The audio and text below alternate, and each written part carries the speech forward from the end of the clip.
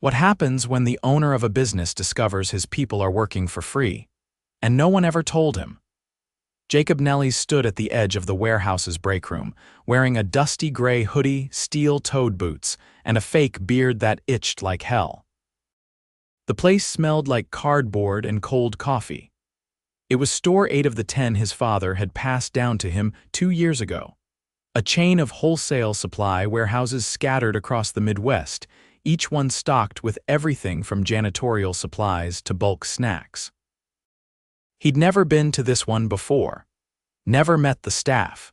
His face wasn't on banners or newsletters, and his disguise had been done by a friend in indie film makeup, someone he trusted to make him unrecognizable. Jacob was here with a new name, Cal, a temp worker, fresh from a staffing agency that had a deal with his corporate office. The store manager, Dave, hadn't blinked when Cal showed up. He was sick of the polished reports from upper management. Sick of the numbers looking fine while morale across multiple locations dipped. He'd heard whispers from his assistant, from anonymous reviews online. Words like burnout, short-staffed, and ignored. But when he brought it up to his district manager, he got the usual, "We're working on it," so he decided to see it himself. "Hey, new guy," a voice barked. "You gonna stand there all day or help unload this truck?" Jacob turned and saw a tall woman around 30 with calloused hands and a name tag that read Laura W. Her ponytail was falling apart, and her eyes looked like they hadn't seen good sleep in weeks. "Yeah, sorry," Jacob said, grabbing a dolly. "First day." Laura narrowed her eyes. "You better keep up. Dave doesn't like slow." The next 4 hours were non-stop, lifting, scanning, stacking, no breaks. The warehouse was swamped, only 4 workers on shift, and from what he picked up, 2 had quit last week. Laura moved fastest, clearly carrying the team. She kept things lighthearted when she could. "You got kids, Cal?" she asked while they restocked cleaning supplies. "Nope," Jacob lied. "I got a son," she said. 10, Dylan. He draws dragons all day, can't get enough of him." She smiled, proud but tired. "I'm just trying to keep up with bills, you know," Jacob nodded, wiping sweat off his forehead. "How long you been here?" 7 years, she said. "Too long." "But I need the hours." When lunch rolled around, Jacob followed her to the break room. She took out a peanut butter sandwich and a stack of receipts. "What's that?" he asked. "Time logs," she whispered, checking over her notes. "I work off the clock a lot just to keep up." Jacob froze. "Wait. You don't clock in?" Laura glanced at the doorway, then back at him. "Dave says it's better for the store. If you want to keep your job, you gotta go the extra mile, so I clock out and keep working, like all of us." Jacob swallowed hard. "Is that legal?" She laughed, bitter. "No. But we need the hours, and he knows it." Before he could ask more, Dave walked in. "Lunch is over," Dave barked. "Let's go." Jacob stood slowly, heart pounding. He followed Laura out, but his mind was racing. This wasn't just a management problem, this was exploitation. At the end of the day, Jacob's back ached and his shirt was soaked in sweat. He saw Laura still wiping down shelves long after clock out. Another worker named Ethan, maybe barely 20, was reloading pallets in silence. Jacob walked up to Ethan quietly. "You off the clock?" Ethan nodded. "Yeah. But if I don't finish this, Dave docks me next week's hours." That night, Jacob sat in his car staring at the warehouse. He thought about how his father built the business from nothing, how it was supposed to be a place where people felt respected. But somewhere along the way, that was lost. He looked at his hands, still shaking from lifting inventory all day. He'd spent years behind a desk. He had no idea this was happening, and now that he did, he wasn't going to let it slide. Jacob arrived the next morning before sunrise, slipping into the warehouse through the side employee entrance. The sky was still dark, and only one other car sat in the cracked asphalt lot. Inside, fluorescent lights buzzed overhead as he walked past rows of overstocked shelves and into the receiving area. Ethan was already there, sweeping near the loading dock with a slow, mechanical rhythm. The kid looked like he hadn't slept. His eyes were glassy, his hoodie 2 sizes too large, and his shoulders drooped like they were carrying more than just physical weight. "Hey," Jacob said quietly, setting his backpack down. Ethan barely glanced up. Morning. Jacob picked up a broom and worked beside him in silence for a few minutes. Then he asked, "You always start this early?" "Yeah, Dave says early birds get the hours." Jacob nodded slowly. "You get paid for this time." Ethan hesitated, then shook his head. "Not officially." Before Jacob could respond, the metal doors clanged open and Dave strode in wearing a leather jacket and mirrored sunglasses, despite the lack of sun. He didn't greet anyone, just walked through the space like he owned it. "Ethan, get the dry goods sorted." "Cal, go with Laura, she's prepping an aisle reset. And don't stand around. Time is money." Jacob didn't say a word.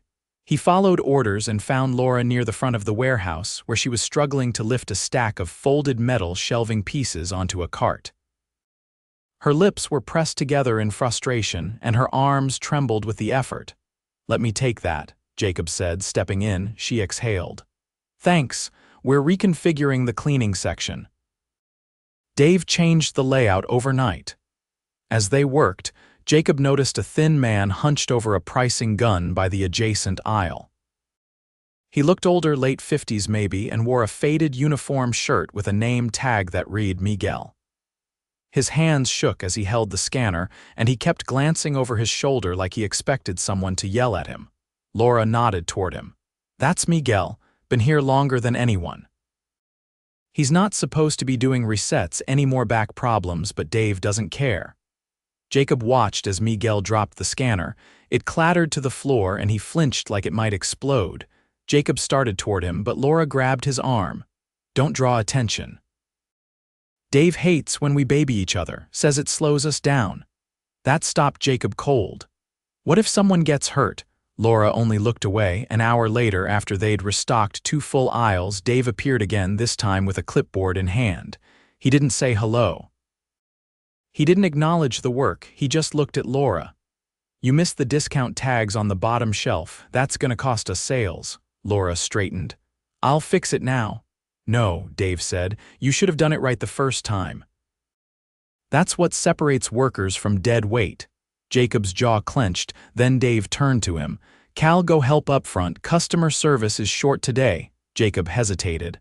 "I thought I was warehouse." "You're whatever I say you are," Dave snapped. "Move." Jacob headed to the front, passing through the narrow hallway behind the registers. The customer service desk was cramped, surrounded by aging computers and a printer that sounded like it was dying with every page. A young woman in a green polo stood behind the counter, flipping through a return log. She barely looked up. "You the temp?" "Yeah, Cal," he said. "Brittany," she replied, pointing to the stool next to her. "Sit there. If anyone asks for returns, just say a manager has to approve it." "Don't process anything. Dave gets mad if we do it without him." Jacob sat and watched as 2 customers approached in the span of 5 minutes, both asking for refunds on damaged goods. Brittany repeated the same line each time, and both customers left frustrated. "Why can't we just approve them?" Jacob asked. "Because Dave says they lie," she muttered. "Says people fake damage to get free stuff." Another man walked up, asking about a special order pallet of cleaning chemicals. Brittany searched the computer but found nothing. The man's tone shifted, irritated, then angry. She apologized, offered to call someone, but he left in a huff. Jacob turned to her. "That happen a lot, every day," she said. "We're not trained for this, just told to figure it out." Later that afternoon, Jacob returned to the warehouse floor. Miguel was sitting on a crate, his hand pressed to his lower back. Dave stormed over. "What are you doing?" Miguel stood up too fast and winced. "Just resting a second, my back, no excuses." "If you can't handle the work, maybe it's time you stepped down." Miguel looked like he wanted to disappear. He nodded and returned to shelf labeling, moving slower than ever. Jacob walked over to Dave. "Hey, maybe we could rotate tasks." "Give Miguel something less physical for the day." Dave stared him down. "You don't give suggestions on your second day, temp, and if you can't handle what I assign, you're free to leave." Jacob didn't argue, not yet, but his blood was boiling. As the day ended, Laura handed Jacob a list of closing tasks. Don't worry, I'll finish these. I know you're not used to it yet, he shook his head. I'll stay. No, she said quietly. You shouldn't. It's not worth it. They don't pay for this time anyway. That night, Jacob didn't go home. He drove to his regional office 2 towns over and waited until the building opened the next morning. He walked in without his disguise, without the hoodie or the beard. He requested every time card from the warehouse for the last 6 months. What he found made his stomach turn. The official records showed perfect compliance, no missed breaks, no overtime, and not a single flagged violation. But the surveillance footage from the warehouse's internal cameras told a different story. Employees working long after their shifts ended. Laura cleaning shelves at 9 at night. Ethan unloading deliveries before the sun rose. Miguel limping through closing duties with no assistance. He printed out the footage, time-stamped it, and made copies of every single discrepancy. Then he called HR. I need you to schedule a mandatory on-site audit, he said. Full payroll review. And I want someone from legal present. Later that day, he returned to the warehouse, this time as himself. He walked through the front door wearing a pressed shirt, his company ID clipped to his belt. The staff froze. Brittany dropped a stack of receipts. Ethan stood mid-scan, mouth half open. Then Dave came out of his office, confused. Can I help you? Jacob looked him dead in the eye. For the last 2 days, I've been working this warehouse, as a temp, watching you run this place, Dave blinked. Wait, what? I've seen enough, Jacob said. You're done here, Dave laughed, uncertain. You can't just walk in here and I'm the owner, Jacob said flatly, and you just fired yourself. Silence fell over the room. He turned to the staff. Everyone take a break, paid right now. No one moved. Jacob raised his voice. That's not a request. Slowly, people began to step away from their tasks. Laura appeared from the back, staring wide-eyed. Jacob walked over to her. You're not invisible to me, not anymore. She didn't speak. Just nodded, eyes glassy. He turned to Brittany. We'll get you proper training. No more guessing, to Ethan. You're not losing next week's hours, you're getting a raise. Then Jacob looked back at Dave, who stood frozen near the entrance. Security will escort you out. HR will be in touch. Dave didn't say a word, just walked out, still stunned. As the door shut behind him, Jacob exhaled. He had a long way to go to fix what he'd let fester. But today, he'd taken the first step. The conference room at the regional office was silent except for the soft shuffle of papers. Jacob stood at the head of the table, reading from a printed report. Across from him sat Andrea from HR, a labor compliance specialist, and a legal advisor from the company's retained law firm. Each had a copy of the time card discrepancies, cross-referenced with security footage and employee statements collected over the past 72 hours. Jacob glanced up. You verified this? Andrea nodded once. It's accurate. At least 4 employees documented working overtime without pay. There's a pattern. It spans weeks, possibly longer. The legal advisor looked grim. We're exposed. If this becomes public or turns into a class action, we're looking at serious damages and potential criminal liability if it's proven there was willful misconduct. Jacob didn't flinch. We're not hiding it, we're fixing it. He turned to Andrea. I want a full audit of every store. Not just store 8, all of them. Quietly, I need to know how far this goes. Andrea took a breath. That's going to take time, and people. Then hire them, Jacob said. Start with the stores that have the highest turnover and lowest employee satisfaction. I'll approve emergency funding. The meeting ended just after 9. Jacob didn't return to his office.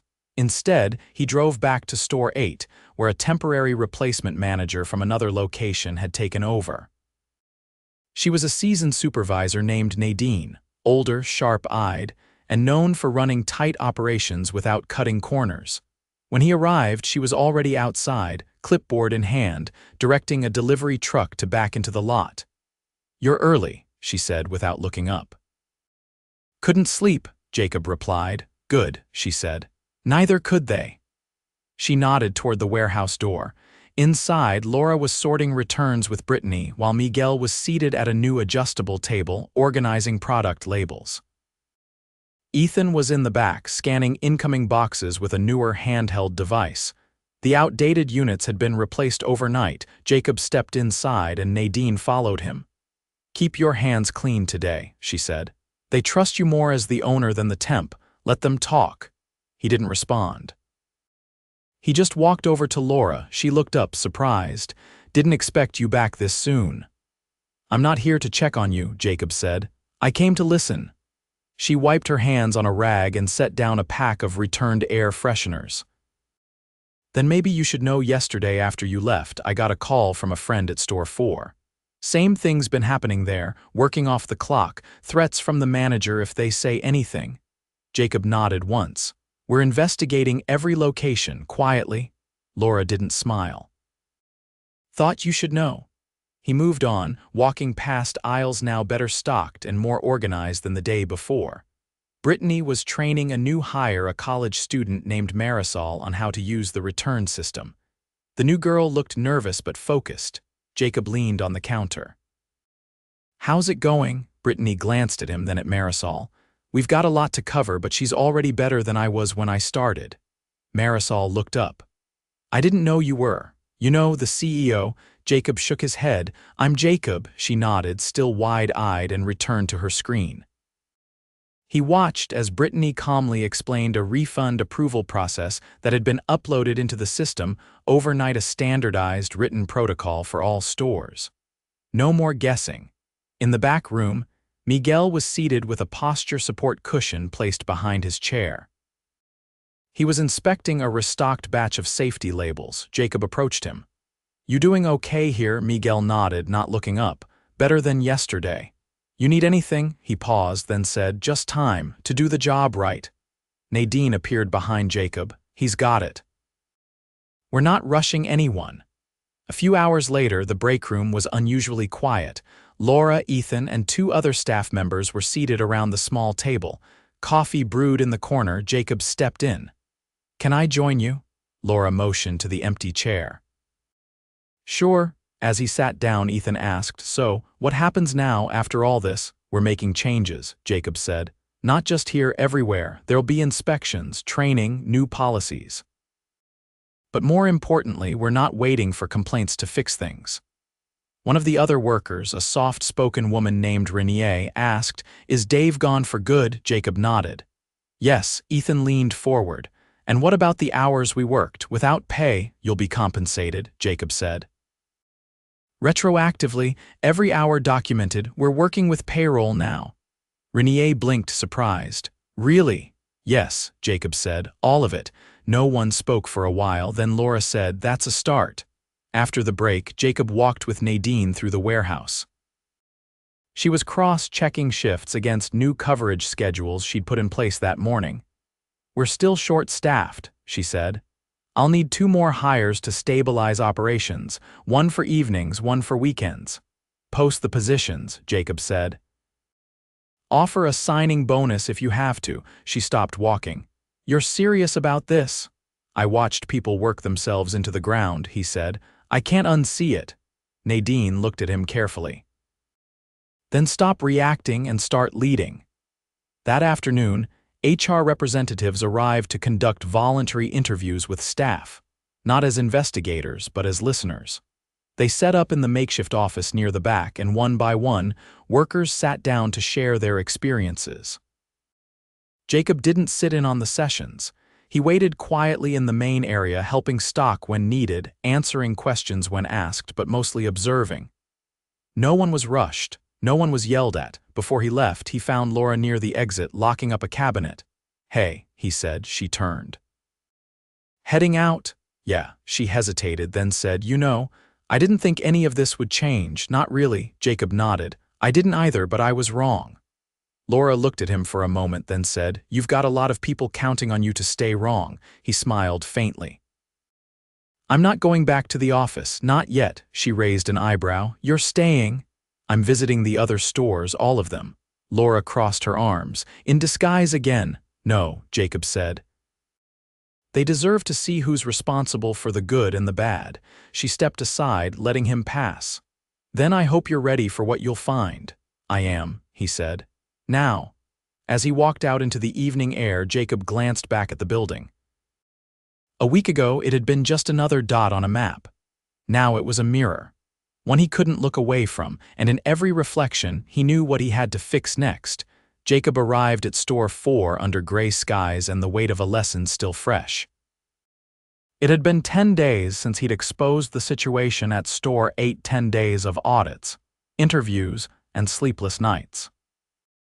Store 4 had surfaced quickly on HR's radar after anonymous reports matched the patterns he'd already seen. Excessive turnover, inconsistent payroll, and a store manager flagged for aggressive behavior. He walked in through the front entrance this time. No disguise, no misdirection. His name badge was visible and his face was clear. The employees at the front counter went still when they saw him. One woman dropped a roll of receipt paper. Another stepped back toward the hallway, unsure whether to stay or run. "Good morning," Jacob said. "Where's your manager?" A woman with auburn braids and a navy blue vest stepped forward. Her badge read Tony Team Lead. Her voice didn't waver. "He's in the back. Conference room." Jacob nodded. "Take me to him." Tony led him through the narrow aisles, past pallets stacked too high and end caps that hadn't been rotated in weeks. The place felt strained, quiet but not peaceful, the kind of quiet that comes from people afraid to speak. Inside the conference room, a man in his 40s sat with his feet on the table scrolling through his phone. His tie was loose, his posture dismissive. He didn't look up until Jacob stepped inside. "You're early," the man said, not moving. "Didn't know corporate was swinging by this week." Jacob looked him in the eye. "Matthew, right?" "That's me," he said, finally standing. "Store manager, what's this about?" Jacob didn't answer. He closed the door behind him. "Your employees have been working off the clock. Some of them said they were threatened with hour cuts if they didn't stay quiet." Matthew shrugged. "Look, we're short-staffed. Sometimes they volunteer to stay. I don't force it." Jacob's jaw tightened. "They volunteer because you pressure them. Because you've created a culture where they're afraid to lose hours or their jobs if they don't." Matthew scoffed. "You can't run these stores by the book all the time. You want numbers or compliance?" "I want both," Jacob said, "and you're finished here." "Come on," Matthew said, laughing. "You're not serious." Jacob opened the door. 2 HR representatives were already waiting outside. "You'll be escorted out. Final paycheck and termination documents are ready." Matthew's expression shifted from smug to stunned. "You can't fire me over hearsay." Jacob didn't raise his voice. "This isn't hearsay. We have statements, time logs, and internal footage. You're done." Matthew left without another word. Jacob turned to Tony. "You're acting manager for now," she blinked. "I've only been here 6 months. You've been reporting issues for the last 3, Jacob said. "You told the truth when no one else did. That's leadership." She nodded once, lips pressed together. "Let's walk the store," he said. They moved through the aisles slowly. Tony explained the backlog.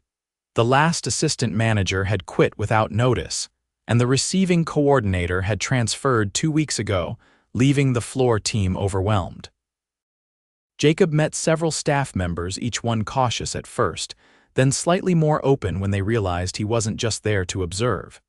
He stopped by the freezer section where a young man named Deshaun was organizing a pallet of frozen snacks. "How long have you been here?" Jacob asked. 4 months, Deshaun said. "Third warehouse job. This one's the worst so far." Jacob nodded. "What would make it better?" Deshaun hesitated. "Honestly, just a manager who doesn't treat us like we're disposable." Further down, a woman named Grace was pricing pet supplies. Her name tag had a small crack in the corner. She seemed older than the rest, maybe in her late 50s. Her hands were steady, but her eyes flicked toward Jacob's badge. "You're the one from that news story, right?" she asked. "The guy who went undercover." Jacob didn't deflect. "That's me." Grace tapped her scanner against a shelf edge. "Then maybe you'll care when I say this place isn't just understaffed, it's unsafe. We've had spills go uncleaned for hours. I've seen people trip. No time to report it, no one listening." Jacob looked at Tony. "Get maintenance logs from the last 2 months. I want every incident documented and addressed today. No delays." Tony nodded and stepped away to make calls. That afternoon, Jacob held a closed-door meeting with the entire Store 4 team. No suits, no scripted HR language. Just chairs in a circle and a notepad in his hand. He didn't speak first. Instead, he let them. A woman named Karina described being denied time off for a medical appointment, then being cut from the schedule the following week. A stock associate named Lewis spoke about load shifts during late deliveries that left him with a bruised wrist and no incident report. A part-timer named Sierra said she started bringing her own gloves from home because the store kept running out. Jacob listened to every word. When it was his turn, he stood. "I built this company with my father. We started with one truck and a storage unit. I always believed our people were the difference, not just our prices. Somewhere along the way, I stopped paying attention to how those people were treated." No one interrupted. "I can't undo what's happened, but I can promise you this: we're rebuilding the culture from the ground up, and that starts with accountability." He looked around the room. Starting Monday, this store will receive 2 new hires plus a full-time floor supervisor. Safety protocols will be reissued and enforced. You'll have an anonymous reporting line that goes directly to my office. No middle filters, no retaliation. Grace raised her hand. "Will you actually read them?" "Yes," Jacob said. "Everyone." After the meeting, he stayed behind as the staff returned to work. He helped Tony reconfigure the schedule to give employees more predictable shifts. They adjusted delivery windows to prevent late-night unloads. A new cleaning rotation was established, one that didn't fall on the same 2 people every time. That evening, Jacob stood outside as the sun dipped behind the warehouse's concrete shell. Tony joined him at the curb, arms crossed. "They're skeptical," she said. "They've been promised things before." "They should be," Jacob replied, "but we're not walking away this time." She looked at him. "You going back to headquarters now?" He shook his head. "Not yet. I've got 6 more stores to visit." Tony didn't look surprised. "You'll find more managers like Matthew. Then they'll be gone too." She paused. "And when you're done fixing the damage, I'll still show up," Jacob said. "Not because I have to, because I should have all along." She nodded once and walked back inside. Jacob stepped off the curb and headed toward his car. The wind had picked up, rustling the trees along the edge of the lot. The warehouse behind him stood tall, still flawed, but quieter now, not with fear, but with the first hint of stability. He didn't feel proud. Not yet, but he felt certain. This wasn't a campaign or a PR stunt. It was a return to the floor, to the people, to the reason the company had mattered in the first place, and he wouldn't leave it again.